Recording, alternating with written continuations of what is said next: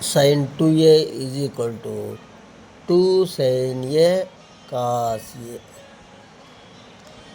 Cos 2a is equal to 2 cos square a minus 1, 1 minus 2 sin square a.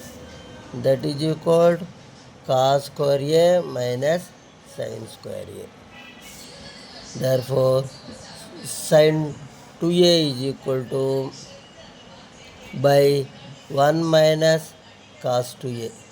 Sin 2a, 2 sin a cos a.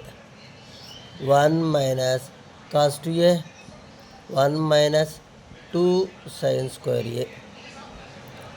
2 sin a cos a by 1 minus 1 minus plus 2 sin square a.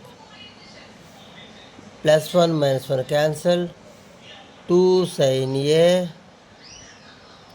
cos a by 2 sin square a. 2 cancel, sin a square cancel, cos a by sin a, that is equal to cot a.